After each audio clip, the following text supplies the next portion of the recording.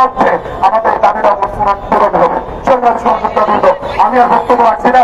এই পর্যায়ে বক্তব্য নিয়ে আসছেন নবগঠিত সংগঠন সারা বাংলাদেশের লাখো কোটি হৃদয়ের স্পন্দন এনসিপির কেন্দ্রীয় কমিটির সংগ্রামী যুগ্ম সদস্য সচিব শিক্ষা বিষয়ক সম্পাদক জনাব ফয়সাল আহমেদ শান্তময় বক্তব্য নিয়ে আসছেন। জনাব ফয়সাল আহমেদ শান্তময়।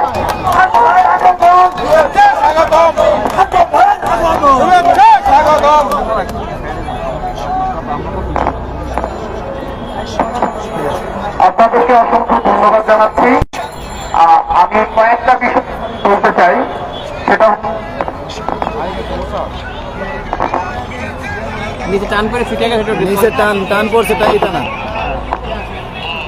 আপনাদেরকে অসংখ্য ধন্যবাদ। কিন্তু খুব দুর্ভাগ্যের বিষয়, হ্যাঁ হয়েছে। খুব দুর্ভাগ্যের বিষয় হচ্ছে বর্তমান সময়ে আমি একটা বিষয়ে অন্তত আমার বিষয়ে আপনাদেরকে অনুরোধ করতে চাই। আমি যখন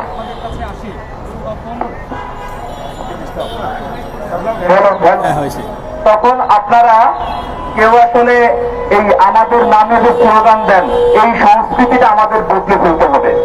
আমরা নতুন বাংলাদেশে এসেছি। আমি আপনাদের বয়সে অনেক ছোট।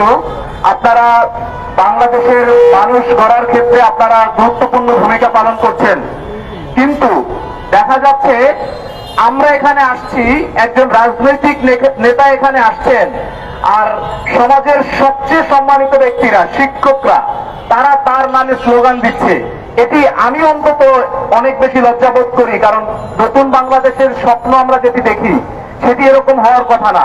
শিক্ষকরা যেখানে যাবেন সেখানে রাজনৈতিক ব্যক্তিরা তাদের চেয়ার ছেড়ে দিয়ে শিক্ষকদেরকে বসতে দিবেন। শিক্ষকরা যদি যেখানে যান সেখানে রাজনৈতিক ব্যক্তিরা তাদের সালাম দিবে।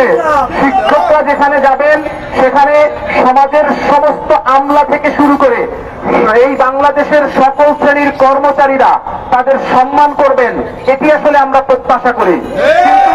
দুঃখজনক বিষয় হচ্ছে আমরা শিক্ষকদেরকে অপমানিত করতে করতে, শিক্ষকদেরকে বঞ্চিত লাঞ্ছিত করতে করতে এমন একটা জায়গায় নিয়ে এসেছি, দেখা যাচ্ছে একজন পিয়নের থেকেও শিক্ষকের বেতন ভাতা কম।